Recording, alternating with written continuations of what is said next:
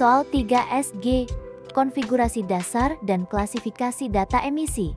Kita harus install modul ESG terlebih dahulu. Setelah itu, kita akan melihat tampilan dashboard utama.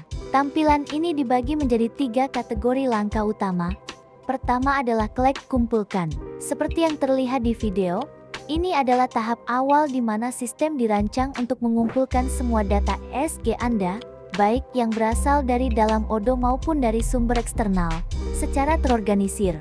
Kedua adalah measure. Setelah data terkumpul, tahap ini berfokus pada pengukuran. Disinilah Anda melacak kinerja ESG, mengubah data menjadi insight yang dapat ditindaklanjuti, dan menghasilkan laporan seperti yang ditunjukkan oleh grafik Carbon Analytics di dashboard. Ketiga adalah configuration. Ini adalah menu backend yang sangat penting.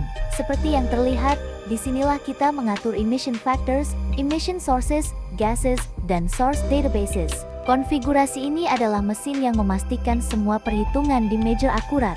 Baik, berfokus pada menu configuration, ada 3 data master yang krusial disiapkan sebelum kita bisa mencatat emisi.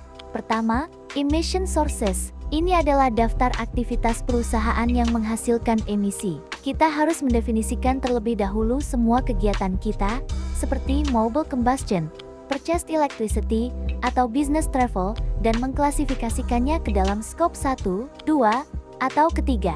Kedua, emission factors. Ini adalah angka konversi yang digunakan untuk menghitung emisi. Sederhananya, ini adalah rumus yang mengubah data aktivitas, misalnya liter bensin atau kWh listrik, menjadi berapa kilogram CO2e. Tanpa faktor ini, sistem tidak tahu cara menghitung jejak karbon. Ketiga, source databases. Ini adalah sumber standar dari mana kita mendapatkan emission factors tadi. Kita tidak bisa mengarang angka faktor. Kita harus memuat database standar industri yang diakui, seperti ADME atau IPCC, yang menyediakan nilai-nilai faktor yang valid untuk perhitungan.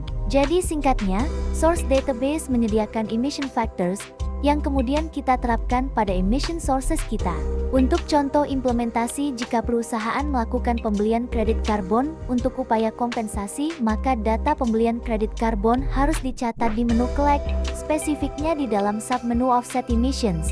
Perbedaan fungsinya sangat fundamental.